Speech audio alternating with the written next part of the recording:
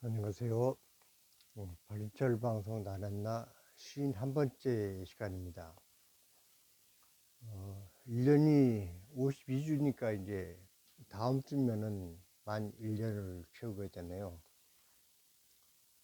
건강 상태가 이제 워낙 안 좋다 보니까 1년 동안에 과연 몇 번이나 녹화를 할 수 있을까 은근히 걱정도 됐었는데, 그나마 다행히 한 번도 빠뜨리지 않고 1년을 채우게 돼서 다행이라는 생각도 듭니다. 그동안에 제가 처음 시작할 때도 언어에 대해서 이제 제목을 달았었고, 또 최근에 와서 이제 50회를 기념해서 다시 언어에 대한 얘기를 많이 했었습니다. 근데 이 언어라는 것이 뭐 소통의 수단인 건 뭐 기본적인 기능인데, 그러면 언제나 소통의 도구로만 쓰이는가 라고 또 물어보면은 또 그건 아닌 것 같습니다. 왜냐면은 이 언어가 이제 소통의 도구로 쓰이기 위해서는 사실을 사실대로 전달을 해야 되는데, 지난번에도 얘기했던 것처럼 뭐 기록이마라는 말이 상징적으로 보여주는 것처럼 정해진 말을 정해진 그 사물에만 적용을 해서 얘기를 하면 그게 소통이 바로바로 되는데, 정해진 약속을 어기고 그를 전혀 다른 단어로 사용을 하게 된다면은 거기서 이제 혼란이 시작이 되겠죠.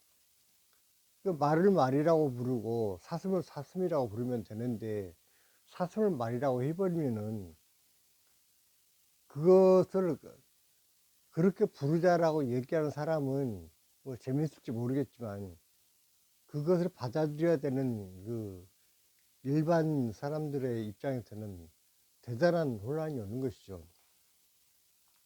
물론 이건 언어는 아니겠지만, 예를 들어서 우리가 길거리에서 이제 신호등이 빨간색, 파란색, 이제 녹색으로 이제 수시로 바뀌는데, 빨간색일 때 서고 녹색일 때 가는 것이 똑같은 약속인데, 만약에 어떤 사람이 나는 빨간색을 좋아하니까 빨간색일 때 지나가야지 라고 한다면은 그 교통이 엄청난 이제 혼선이 빚을 것이고, 신호등으로서의 기능을 못하게 되겠죠. 그런 것처럼 우리가 거짓말이라는 것이 얼마나 인간 사회에 불신을 초래하고 그것이 사회를 혼란스럽게 하는지는 거짓말을 겪어본 사람들이면 누구나 알 것입니다. 그런 얘기했죠. 거짓말을 한 번만 거짓말을 하기는 쉽다. 그러나 거짓말을 한 번만 하기는 어렵다라는 얘기가 있습니다.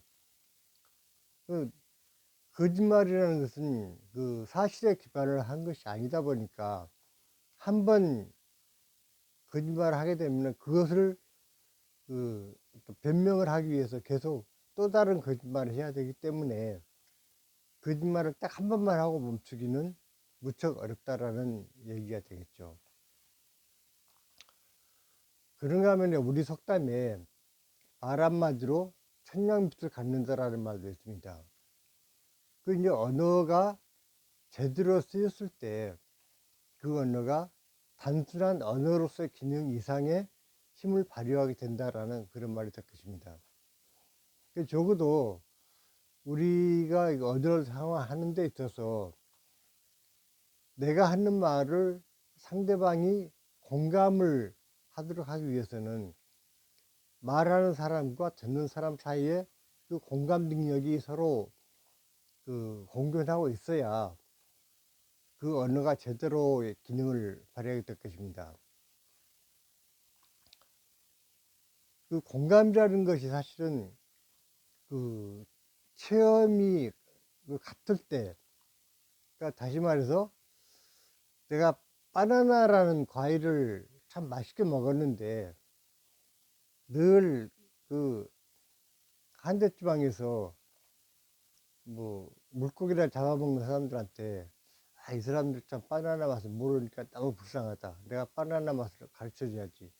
하고 아무리 말로 열심히 바나나를 설명한다 하더라도 안 먹어본 사람이 그 바나나 맛을 느낄 수가 없겠죠. 그런 것처럼 우리가 그 체험의 공유라는 것이 언어의 공유 이전에 사전에 그것이 전제되었을 때만이 진정한 공감이 이루어지고 거기서 비로소 제대로 된 소통이 이루어지지 않을까라는 생각을 하게 됩니다. 제가 이렇게 이제 그 뻔한 얘기 같은 얘기를 구구절절 말씀드리는 이유가 사실 이러한 제가 하는 얘기도 누구나 다 뻔히 다 아는 얘기입니다. 그런데 이 뻔한 얘기가 과연 제대로 지켜지고 있는지, 우리 사회가 늘 올바른 말만 해서 그 말들이 진정 소통의 도구로서만 사용되고 있는지, 그 부분에 대해서 또 의심을 하지 않을 수가 없습니다. 특히나 사회적으로 영향력이 큰 사람들, 그 뭐 정치를 하는 사람들이라든가 아니면은 대중의 인기가 많은 연예인이라든가, 그 요즘에는 뭐 저처럼 이렇게 유튜브를 통해서 그 많은 사람들에게 의사소통을 하고자 하는 사람들이라든가, 그 다양한 형태로 언어가 전달이 되고 있는데, 그런 사람들이 예를 들어서 구독자가 수십만 명 내지는 100만 명, 200만 명 되는 사람들이 거기서 전달하고자 하는 말을 전혀 사실이 아닌 말로 왜곡했을 때 그 말을 듣는 사람들은 굉장한 그 혼동을 일으키게 되겠죠. 그리고 단순히 혼동에서 끝나는 것이 아니라 그 말의 힘이라는 것이 자꾸 같은 말을 반복하다 보면은 그 생각을 상대방에게 주입하게 되고, 그 주입된 생각을 함으로 인해서 그 요즘에 뭐지 가스라이팅이라는 얘기를 많이들 하는데, 저희가 젊었을 때는 그런 게 세뇌라는 단어로 얘기를 했었죠. 그렇게 세뇌가 되다 보면은 자기가 애당초 가지고 있던 생각을 버리고 전혀 엉뚱한 다른 사람의 생각에 휩쓸려 들어가게 되는 그런 상황까지 겪게 되는 것입니다. 요즘에 그 지금 그 탄핵의 기로에 서 있는 윤석열 씨가 다양한 형태로 거짓말을 하는 걸 보게 됩니다. 그 사람이야 이제 탄핵을 당하게 되면은 자기의 정치 생명뿐만이 아니라 뭐 정치 생명은 말할 것도 없고 평생을 감옥에서 보내야 될지도 모르다라는 그런 또 공포심이 있기 때문에 뭐 이런저런 거짓말을 많이 하게 된다는 것은 그나마 인간적인 측면에서 이해를 할 수 있을 것 같은데, 그렇지 않은 사람들이,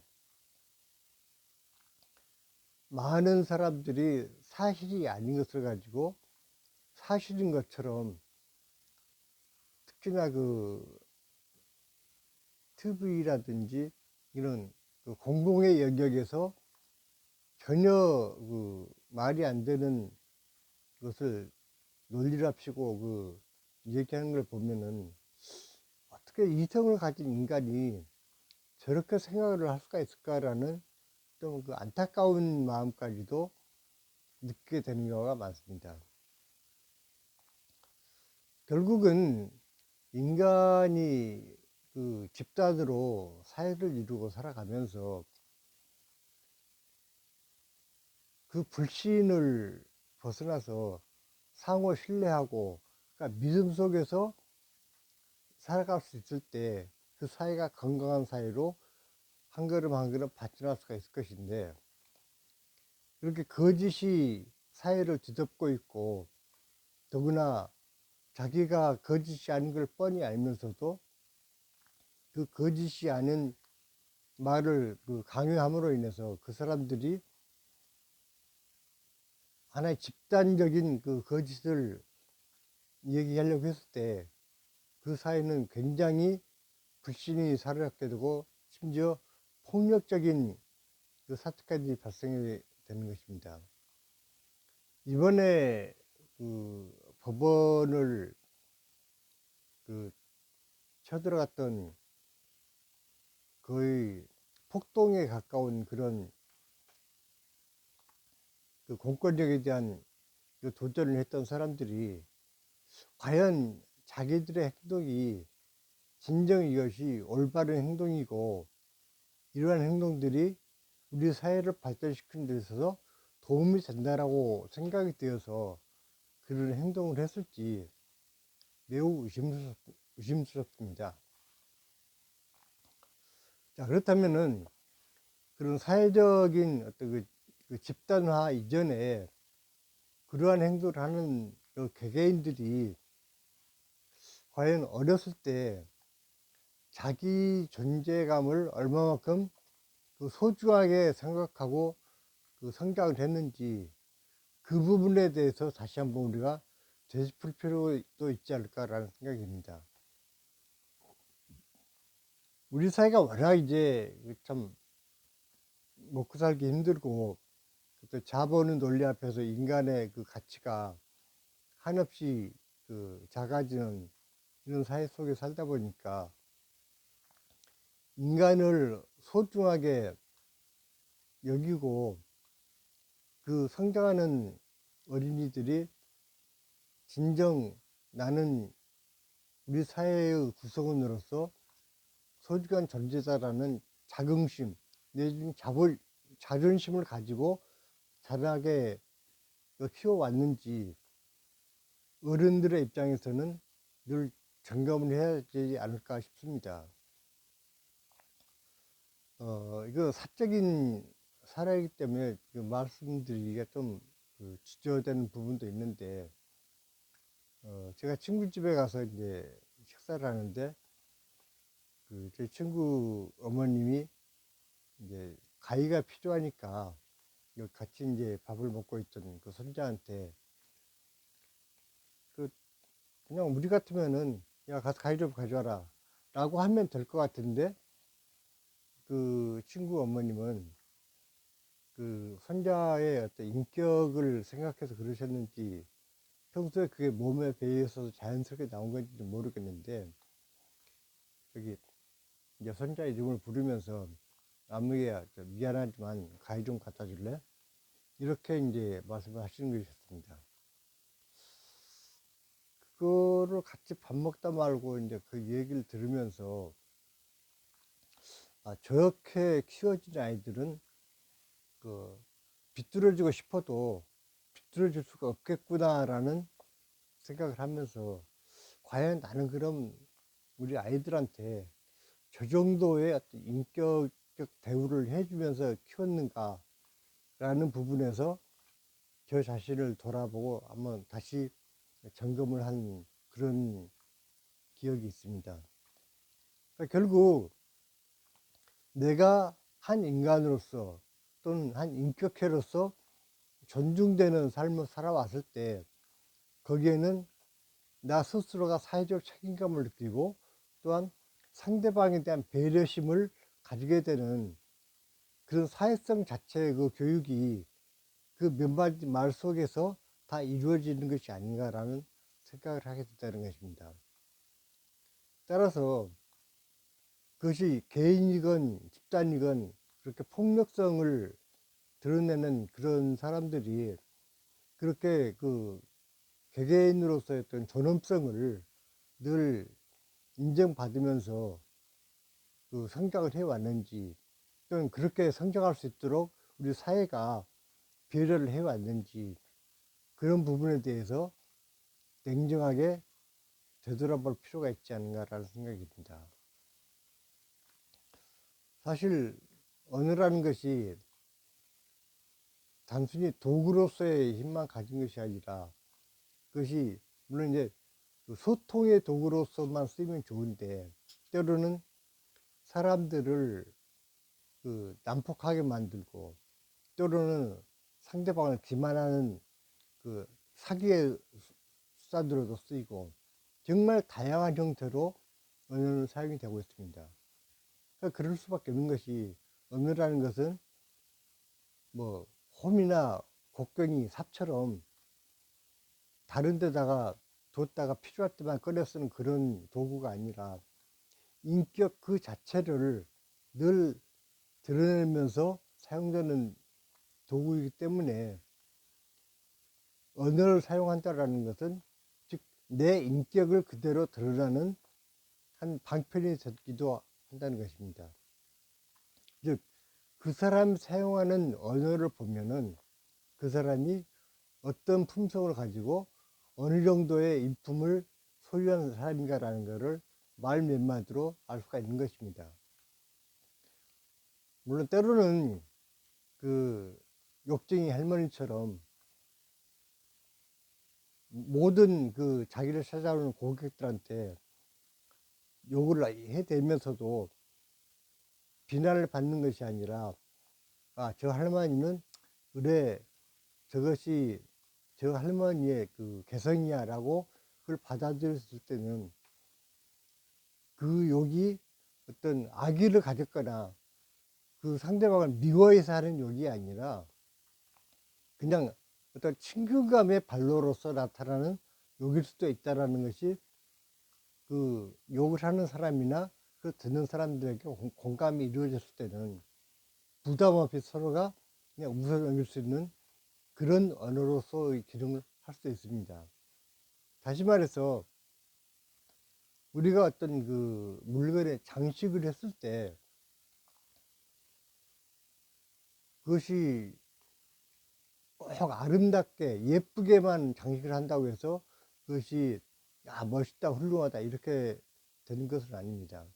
때로는 굉장히 거칠게 장식이 되었어도 그것을 오히려 더 돋보이게 만드는 장식이 될 수 있는 것처럼, 언어라는 것이 진정 내가 표현하고자 하는 그 의미가 무엇인지, 또 그것을 어떻게 감칠맛 나게 전달하는가에 따라서 받아들이는 사람들도 그것을 제대로 이해하게 되면은, 저 양반은 욕을 해도 참 악의가 없이 재밌게 하는구나 라고 받아들일 수가 있겠죠.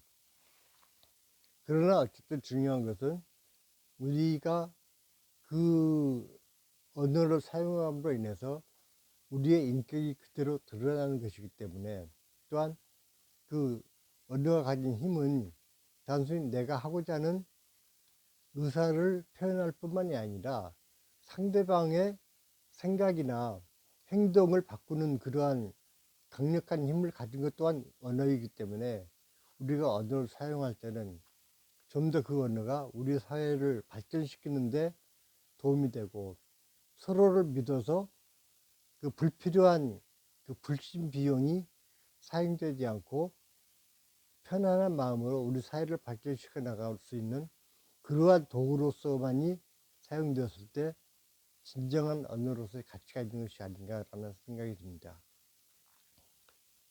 네, 이제 어느덧 이제 다음 주에는 이제 만 1년을 채우는 쉬운 두 번째 유튜브가 될 텐데, 오늘은 이 정도로 마치고, 다음 주에는 1년을 기념하는 어떤 한 해를 마무리하는 그런 내용으로 채우기 위해서 또 한 일주일 동안 고민을 해야 될 것 같습니다. 제 유튜브를 듣는 분들이 단순히 뭐 그렇게 생각할 수 있겠구나라고 대충 흘려넘기지 마시고, 나는 지금까지 어떤 언어를 사용했는가, 과연 내 말을 듣는 사람들은 그것을 어떻게 받아들일 수 있었겠는가라는 것을 다시 한번 살펴보는 계기가 되었으면 좋겠습니다. 그런 의미에서 구독과 좋아요를 부탁드리면서 오늘은 이만 마치겠습니다. 감사합니다.